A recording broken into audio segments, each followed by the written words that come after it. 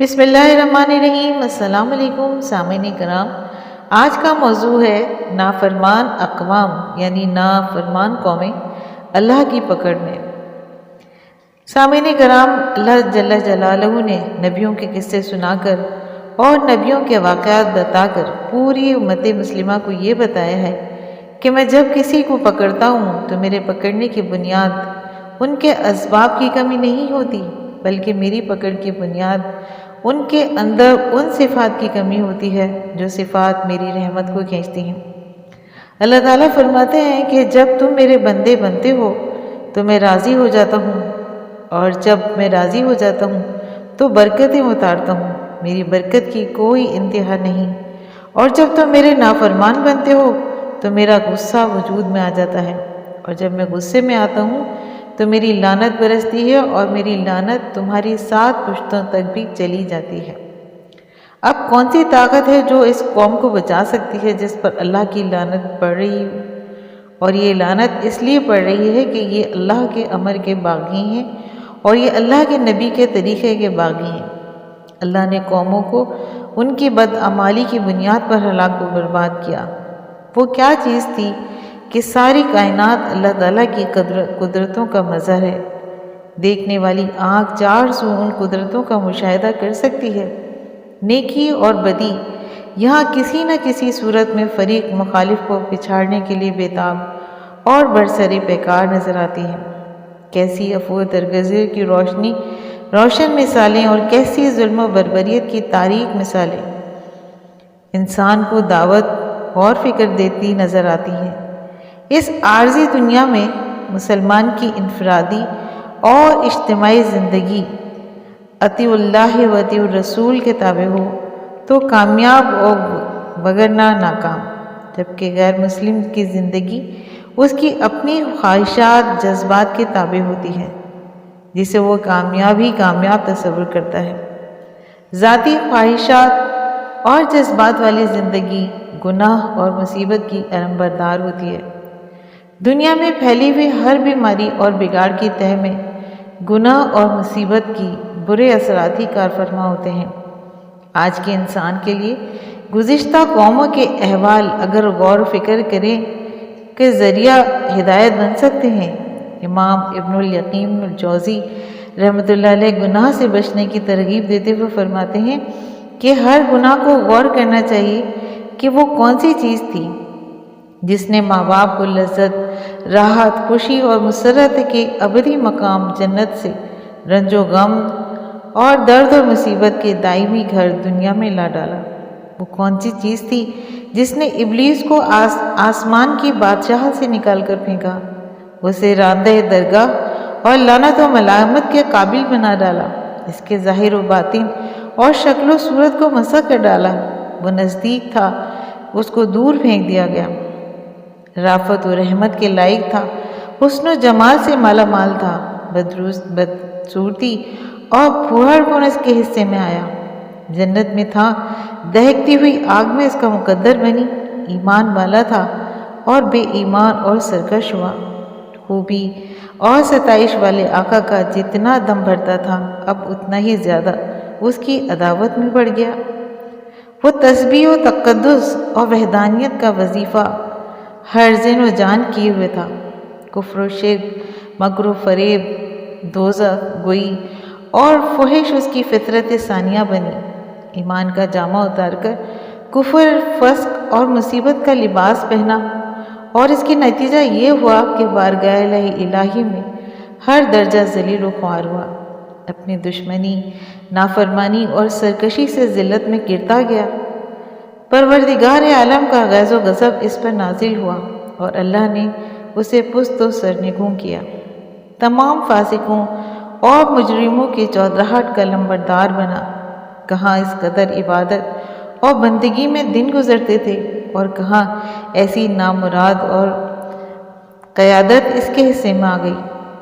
وہ کیا چیز تھی جس نے دھرتی کے تمام باشندوں کو طوفان میں ایسا غرق کیا کہ پانی پہاڑوں کی اونچی چوٹیوں تک جا پہنچا۔ آدھے قوم پر ایسی آندھی آئی جس نے اس قوم کی ایک قد آور اور بلند و بالا فرد کو کھجور کے لمبے لمبے تنے کی طرح مردہ اور بے حس و حرکت زمین پر ڈال دیا۔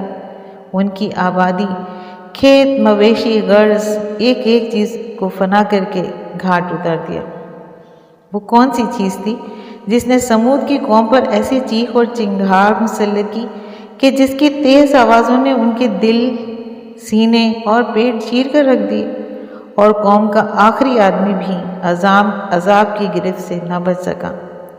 وہ کون سی چیز تھی جس نے قوم لوط علیہ السلام کی بستیوں کو اتنا اونچا اٹھایا کہ آسمان کی بلندی پر قدسیوں نے ان کی بستی کے کتوں کی آوازیں سنی اور دہکتے ہوئے انگاروں کی بارش ہوتی؟ اسی طرح حضرت نوح علیہ السلام کی قوم بڑی بدبخت اور ناعاقبت اندیش تھی۔ حضرت نوح علیہ السلام نے 950 سال کے عرصے میں دن رات تبلیغ حق فرمائی، مگر وہ نہ مانے۔ آخر حضرت نوح علیہ السلام نے ان کی ہلاکت کی دعا مانگی اور خدا سے عرض کی، اے مولا، ان کافروں کو بیخوبند سے اکھاڑ دے۔ چنانچہ آپ کی دعا قبول ہو گئی اور خدا نے حکم دیا کہ اے نوح علیہ السلام، میں پانی کا ایک طوفان عظیم لاؤں گا اور ان سب کافروں کو ہلاک کر دوں گا۔ تو اپنے اور چند ماننے والوں کے لیے ایک کشتی بنا لے۔ چنانچہ حضرت نوح علیہ السلام نے ایک جنگل میں کشتی شروع فرمائی۔ کافر آپ کو دیکھتے اور کہتے کہ اے نوح علیہ السلام، یہ کیا کرتے ہو؟ فرماتے کہ ایسا مکان بناتا ہوں جو پانی پر چلے۔ کافر یہ سن کر ہنستے اور تمسخر کرتے کہ حضرت نوح علیہ السلام کیا فرماتے ہیں۔ جب حکم الہی طوفان عظیم آیا تو اس کشتی پر سوار ہونے والوں کے سوا روئے زمین پر جو کوئی بھی تھا پانی میں غرق ہو گیا، حتیٰ کہ نوح علیہ السلام کا بیٹا کنعان بھی، جو کافر تھا، اسی طوفان میں غرق ہو گیا۔ اسی طرح حضرت نوح علیہ السلام کی بیوی واحلہ، حضرت نوح علیہ السلام کی بیوی کا نام واحلہ تھا اور واحقہ لوط علیہ السلام کی بیوی کا نام ہے۔ یہ دونوں کافرہ تھیں، باوجود یہ کہ دونوں نبیوں کی بیویاں تھیں، مگر دونوں اپنے مقدس شوہروں کے خلاف اور کافروں کے ساتھ دینے والی تھیں۔ اسی وجہ سے واحلہ اپنی قوم سے حضرت نوح علیہ السلام کے متعلق کہتی تھی کہ وہ دیوانے ہو گئے ہیں، نعوذ باللہ، اور واحقہ حضرت نوح علیہ السلام کی خلاف جاسوسی کر کے کافروں کو خبریں دیا کرتی تھیں۔ خدا تعالیٰ کو ان کی حرکتیں پسند نہیں آئی اور ان کے جہنمی ہونے کا اعلان فرما دیا۔ اسی طرح خدائی کا دعویٰ کرنے والا نمرود کا انجام ہوا۔ نمرود کے مقابلے میں ابراہیم علیہ السلام نے کلمے کی دعوت دی۔ اللہ پاک نے مچھروں سے نمرود کے لشکروں کو برباد کر دیا۔ نمرود کے لشکر پر مچھروں نے حملہ کیا اور مچھروں نے کاٹ کاٹ کر نمرود کے لشکر کو برباد کر دیا۔ نمرود بھاگا اپنے محل میں پہنچا اور اپنی بیوی سے کہا کہ میرے لشکر کو مچھروں نے برباد کیا اور وہ سبب ہلاک ہو گئے۔ اتنے میں ایک مچھر بھنبوڑتا ہوا کمرے میں آیا اور نمرود کے سر پر گھوما، کہنے لگا، ایسے مچھر تھے جنہوں نے یہ برباد کیا، اور وہی آگے اس کی ناک میں گھسا اور اسے سر پر لوگ جوتے مارتے اور اسے سکون ملتا، یہاں تک کہ وہ بھی ہلاک ہو گیا۔ اسی طرح قوم سمود کی جھلک بھی دیکھیے کہ پھر ایک قوم سمود آئی۔ انہوں نے سنا تھا کہ قوم عاد کو ہوا نے اڑایا تھا، تو انہوں نے پہاڑ کے اندر گھر بنائے کہ اندر ہمیں کون کچھ کہے گا، اندر تو ہوا جا ہی نہیں سکتی، جائے گی بھی تو کہاں تک اندر جائے گی۔ نافرمانی نہیں چھوڑی، الٹے کام کو چل پڑے۔ تو اللہ تبارک تعالیٰ نے ہوا نہیں بھیجی بلکہ ایک فرشتہ آیا، انہوں نے مکر کیا، ہم نے ان کو مکر کو توڑ دیا۔ آج ان کا انجام دیکھیے کہ ایک فرشتہ آیا، اس نے چیخ ماری اور ان کے کلیجے پھٹ گئے، چہرے نیلے اور کالے ہو گئے، اور ساری قوم کو اللہ نے آن کی آن میں ہلاک کر دیا۔ ہلاکت کا کوئی غم ہے یا نہیں؟ پھر اس زمین و آسمان نے وہ دن دیکھا کہ اموی شہزادے مسلمہ کی اولادیں اور سلیمان بن عبد المالک کی اولادیں، جو ایک ایک بچے کے لیے اس زمانے میں 10-10 لاکھ درہم چھوڑ کے مرے تھے، ان کی اولاد مسجد کی سیڑھیوں پر بیٹھ کے بھیک مانگا کرتی تھی، جیسے کہ جمعے کے بعد بھکاری یہاں بھیک مانگتے ہیں۔ اور عمر بن عبد العزیز کی اولاد ایک ایک مجلس میں 100 گھوڑے اللہ کے نام پر خیرات کیا کرتے تھے۔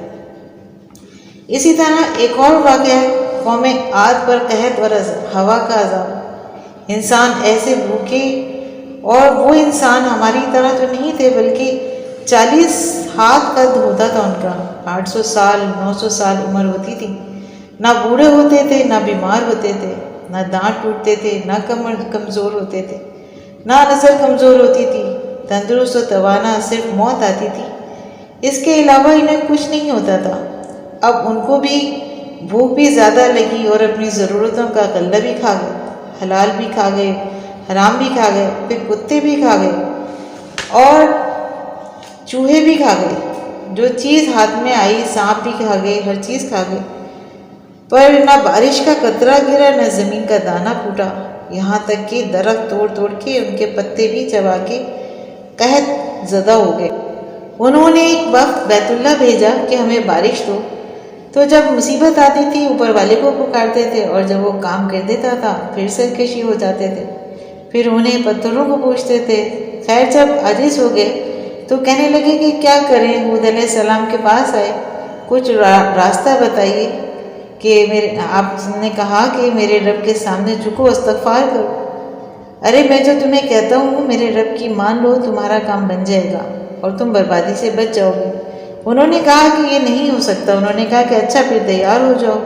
انہوں نے ایک وقت بیت اللہ بھیجا کہ جاؤ وہاں سے دعا مانگو۔ بیت اللہ پر وقت آیا تو اللہ نے 3 بادل سامنے کیے، آواز آئی کہ ان میں سے ایک کا انتخاب کرو، ایک سفید، ایک سرخ اور ایک کالا۔ تو آپس میں کہنے لگے کہ سفید تو خالی ہوتا ہے، سرخ میں ہوا ہوتی ہے اور کالے میں پانی ہوتا ہے۔ انہوں نے کہا کہ یہ کالا بادل چاہیے۔ آواز آئی کہ پہنچے گا، یہ واپس پہنچے۔ انہوں نے کہا کہ بارش ہوگی۔ پھر جب ساری قوم اکٹھی ہوئی تو اللہ نے وہ بادل بھیجا، وہ بادل آیا، یعنی کالا والا بادل۔ کہنے لگے کہ کالے بادل میں پانی ہوتا ہے، یہ بادل ہمیں چاہیے، یہ ہم پر بار برسائے گا۔ اللہ تعالیٰ نے فرمایا کہ ٹھیک ہے، کیا اب جاؤ، اور تمہارے پیچھے پیچھے یہ بادل آ رہا ہے۔ یہ وطن واپس پہنچے اور وہاں وہ بادل آیا اور اس میں سے ہوا نکلی۔ اللہ نے فرشتے سے کہا کہ ہوا کے خزانے میں سوراخ کرو اور اس قوم کو ہلاک کر دو۔ اس میں سے جو ہوا نکلی تو وہ اتنی تیز نکلی کہ جو فرشتہ ہواؤں کو چلاتا ہے، حضرت علی رضی اللہ تعالیٰ عنہ نے فرمایا کہ ایک فرشتہ ہواؤں پر مقرر ہے، لیکن جب وہ ہوا چلی جسے اللہ نے قوم عاد پر چلایا تھا، تو حضرت علی رضی اللہ تعالیٰ عنہ نے بیان کرتے ہیں کہ وہ ہوا فرشتے کے ہاتھوں سے بھی بے قابو ہو گئی، سرکش ہو گئی اور فرشتہ بھی عاجز ہو گیا۔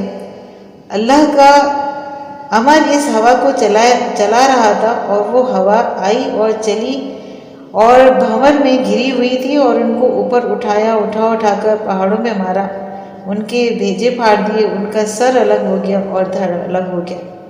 انہیں ہوا نے اٹھایا اور ان کو آپس میں ٹکرا دیا، اور ان کے سر ٹکراتے، ان کی کھوپڑیاں پھٹتی، ان کے بھیجے نکل کے گرتے، پھر ان کو الٹا زمین پر مارتی، اور ان کی گردنیں الگ ہو جاتی اور ان کے سر الگ ہو جاتے، یعنی اس طرح وہ سب برباد ہو گئے۔ یہ کلمات کی طاقت کو ظاہر کیا جا رہا ہے۔ سامعین کرام، یہ اللہ پاک کا قانون ہے کہ وہ اس قوم یا لوگوں پر عذاب نازل نہیں کرتا جب تک اس قوم پر اپنی حجت تمام نہیں کر دیتے، یعنی پہلے اللہ تعالیٰ انہیں ڈھیل دیتا ہے اور پھر نیک لوگوں کے ذریعے سے، پیغمبروں اور کتاب کے ذریعے انہیں سمجھایا جاتا ہے اور انہیں آزمایا جاتا ہے آزمائشوں کے ذریعے، کہ شاید وہ سنبھل جائیں، شاید راہ راست پر آ جائے۔ لیکن جب وہ اکڑ جاتے ہیں اور اللہ کے حکم سے انکار کرتے ہیں تو اللہ پاک انہیں سخت پکڑ میں لے لیتا ہے، اور قرآن پاک میں ہے کہ وہ پکڑ بہت سخت ہوتی ہے۔ قرآن پاک میں ہے اِنَّ بَطْشَ رَبِّکَ لَشَدِیدٌ، کہ بے شک آپ کے رب کی پکڑ بڑی سخت ہے۔ اللہ پاک ہمیں گناہوں اور ظلم سے بچائے تاکہ اس کی پکڑ سے ہم بچ سکیں، آمین۔ سامعین کرام، اگر چینل فضائل اسلام کو لائک اور سبسکرائب کرنا نہ بھولیں، اور ساتھ لگے ہوئے بیل آئیکن کو بھی پریس کر دیجیے تاکہ آنے والی نئی ویڈیوز کا نوٹیفیکیشن آپ کو سب سے پہلے ملے۔ شکریہ۔ شکریہ.